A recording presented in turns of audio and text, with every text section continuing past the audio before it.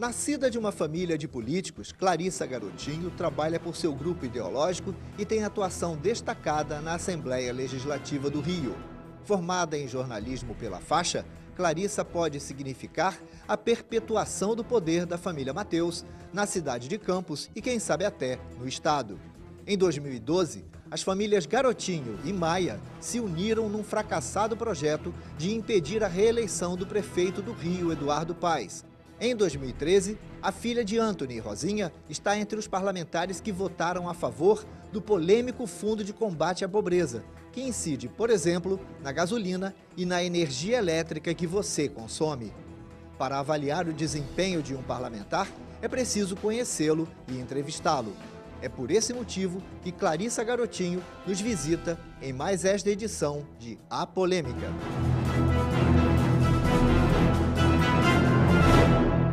Estamos começando mais um programa Polêmica aqui pelo canal 25 da Via Cabo, terceira Via TV.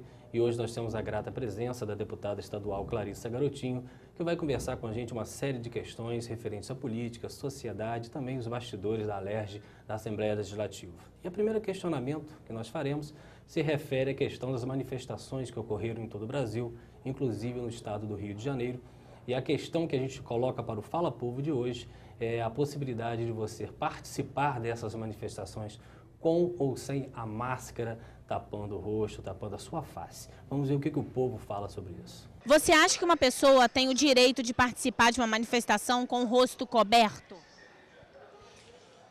Olha, depende do objetivo. Depende do objetivo. Tanto que o que está acontecendo hoje em dia aí, em todos os segmentos da manifestação, tem o pessoal que está sendo taxado como vandalismo. Mas se você parar para imaginar direitinho, acho que os vândalos são os verdadeiros políticos, que a gente elege eles para sacanear a gente. Porque a maioria dos vândalos que estão fazendo o que estão fazendo aí estão de cara coberta, entendeu? Estão se escondendo atrás dessa multidão aí que está em manifestação. Sou contra. Eu acho que você tem que mostrar a cara, pô. Entendeu? Nós somos brasileiros, nós temos que mostrar a cara da nossa deficiência. Não. Porque se quer protestar, é melhor protestar de cara limpa. Tem que mostrar quem você é para poder fazer as coisas. Se cobrir o rosto? Protestar para quê? De rosto coberto? Uma pessoa pode ir para a rua manifestar, fazer uma manifestação, fazer uma reivindicação com o rosto coberto? Não, eu acho que tem que ser uma manifestação pacífica, sem violência, sem eles põem máscara, essas coisas, tem que ser pacífico, nada de violência. Você é contra cobrir o rosto? Exatamente. Se fazer uma manifestação pacífica, sem violência, sem nada, sem cobrir o rosto, sem nada. Se ela está reivindicando, ela tem que mostrar sua personalidade, tem que mostrar seu rosto. Então você é contra uma pessoa cobrir o rosto? Sou. Não. Tem que ir de outro, na cara de pau. Entendeu? Clarissa, é um grande prazer em ter você aqui e eu tenho certeza que os nossos telespectadores ficaram muito atentos às suas colocações. E nós observamos aí que grande parte da população entrevistada é contrária à utilização da máscara nas manifestações. Como a gente observou na televisão, na mídia, muitas dessas pessoas que estavam utilizando, não são todas, mas muitas delas aproveitaram esse anonimato facial para causar depredações, como ocorreram na Alerj, na Câmara dos Vereadores, bancos, agências de automóveis. Qual a leitura que você faz isso? Porque você na Alerj foi uma defensora, né, dessa utilização da máscara, ou essa defesa sua tem uma óptica diferente que a gente ainda não observou? Bom, prazer estar aqui com você, Cláudio, muito obrigada pelo convite. Um prazer estar falando hoje com os ouvintes, com os telespectadores, né, da Terceira Via, falando com a cidade de Campos, minha cidade querida, com Macaé, enfim, com todos aqueles que nos assistem pela internet. Realmente, Cláudio, essa questão da máscara ela é uma questão polêmica. Mas eu acho que toda pessoa pública não deve ficar em cima do muro. As pessoas devem se posicionar. É óbvio que quando eu me posiciono pelo uso da máscara, eu não estou me posicionando de maneira alguma a favor do vandalismo. O vandalismo é um ato que nós condenamos. A polícia deve agir com todo o rigor para prender os vândalos, estejam eles mascarados ou não. Porque nem todo mundo que está mascarado pratica atos de vandalismo. E nem todos os que praticam atos de vandalismo estão mascarados. Então, é evidente que alguns se aproveitaram da máscara para buscar o anonimato e tentar praticar atos de vandalismo. Mas a máscara, ela não necessariamente ela tem por objetivo o anonimato. A máscara, ela é uma indumentária do protesto, né? A máscara ela é utilizada para demonstrar uma sátira, um humor, uma crítica. E como conseguir identificar isso? Tirar o joio do trigo nessas manifestações? Geralmente, o mascarado que está promovendo atos de vandalismo, ele não está usando uma máscara de algum personagem, ele geralmente cobre o rosto com a própria camisa. É algo que ele faz ali na hora, ele tira a própria camisa, coloca em volta do rosto e tenta praticar esses atos de vandalismo. Como também vimos na televisão, pessoas que não estavam mascaradas, nem com o rosto coberto, e estavam praticando os atos de vandalismo. Eu entendo que num momento com manifestações onde você tem 700 mil pessoas na rua, 500 mil pessoas na rua, como nós chegamos a ter no mês de julho, seja mais difícil identificar no meio da multidão quem está promovendo esses atos de vandalismo. Mas aí a polícia precisa ter estratégia para punir quem está errado e para permitir com que a manifestação corra livremente. Você que tem uma experiência na área política, você acha que isso pode ocorrer também dentro de uma orquestração político-partidária contrária a essas manifestações? Ou você acha isso apenas um ato deliberado de pessoas realmente, de meliantes, pelo menos? Sabe o que acontece? Existe nesse meio, você imagina o seguinte, um bandido que quer saquear uma loja, tem momento para ele mais apropriado do que quando tem uma multidão? Então, existe muita gente que se aproveita desses momentos, onde sabe que vai reunir um número muito grande de pessoas. Tem bandidos que se infiltram no meio para saquear, e aí quebram as lojas, levam as mercadorias. Tem grupos anarquistas que não acreditam em governos, que querem combater todos os governos, que acham que a anarquia é a melhor solução. Então, tem muita gente que não está ali pelo objetivo em si da manifestação e que se envolve com outros objetivos que não aqueles que levaram a população à rua. Agora, com relação ao uso da máscara, quando eu votei a favor, e não me arrependo de ter votado, o que estava na minha mente, e o que eu tenho muito claro, é a defesa da liberdade e a defesa da democracia. Em nome da ordem no Brasil, é que foram implantadas as ditaduras que nós vivemos. Então, nós não podemos, por causa de meia dúzia de pessoas, por causa de 10, 20 pessoas no meio de 300 mil pessoas que se utilizam, às vezes, desse artifício para promover atos de vandalismo, tirar a liberdade individual do ser humano, né, das pessoas, do cidadão, de manifestar. Então, na sua visão, a máscara não é o problema em si com relação aos atos de vandalismo? Isso é querer tapar o sol com a peneira. É igual numa relação em que a mulher é traída e ela resolve tirar o sofá de casa, né? Então, isso não está na raiz do problema. Agora vamos colocar aqui, a Assembleia Legislativa aprovou o projeto que proíbe o uso de máscaras. Nas últimas manifestações que nós tivemos na capital essa semana, nós vimos atos de violência. Quantos mascarados foram presos? Verdade. Nenhum. Não teve nenhum mascarado preso. Então, demonstra claramente que o problema não era dizer quem estava usando máscara ou não. A polícia precisa ter estratégia para agir nessas situações. Eu entendo que é uma situação difícil, mas o que é mais difícil?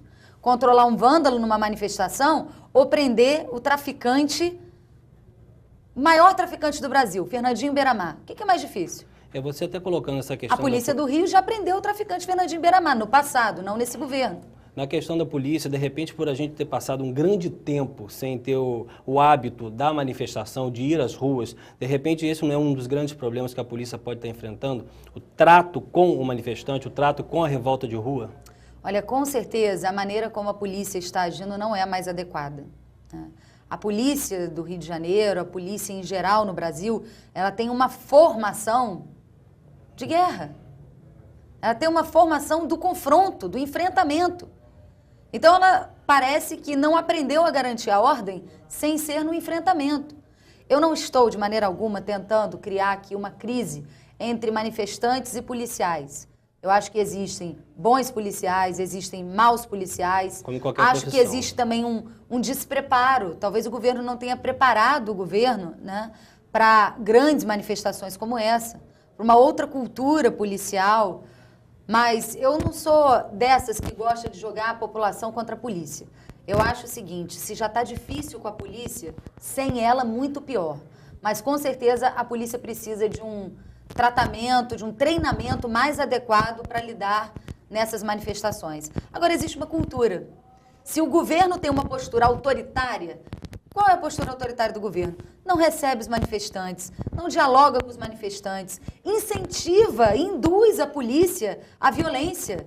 Algumas ações que poderiam feitas de forma interna poderiam ter reduzido alguns danos, é isso que você quer colocar? Com certeza, mas o que eu estou querendo dizer é que precisa também partir da autoridade maior do Estado um direcionamento da ação da polícia.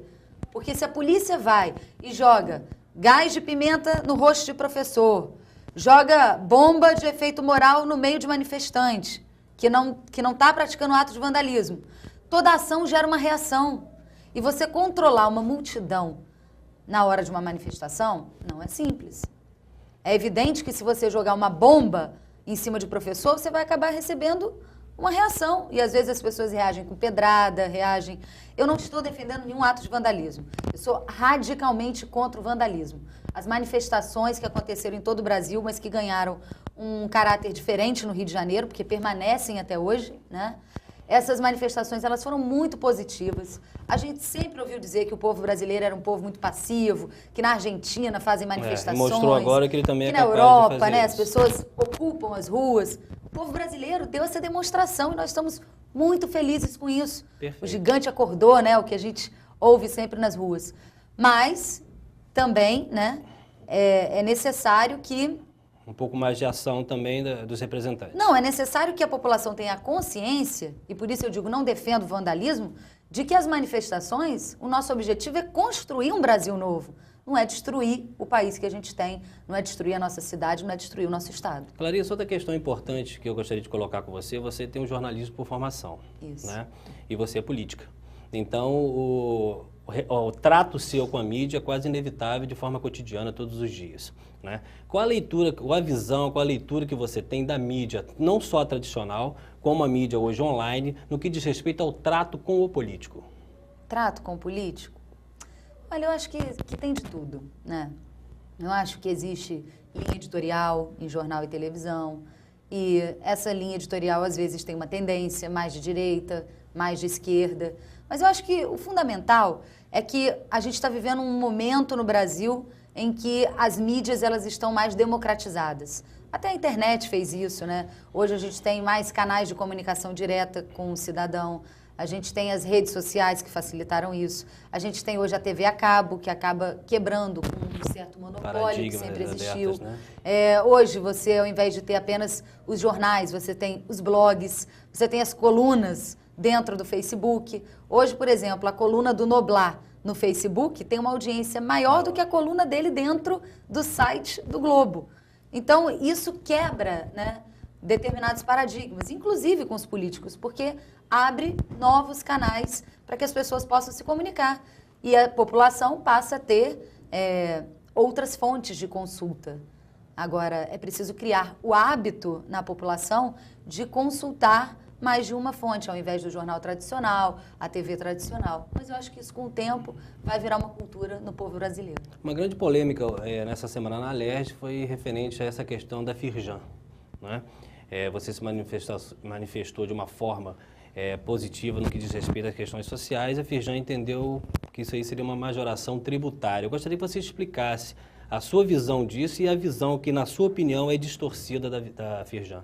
O que nós votamos foi a manutenção do Fundo Estadual de Combate à Pobreza. Esse fundo, ele tem premissas constitucionais. E não houve alteração tributária para o ano que vem nenhuma? Não houve nenhuma alteração tributária. O Fundo Estadual de Combate à Pobreza viabiliza aluguel social, construção de casas populares, restaurante popular, renda melhor, cheque cidadão, programas de transferência de renda, farmácia popular. Esse fundo existe há muitos anos.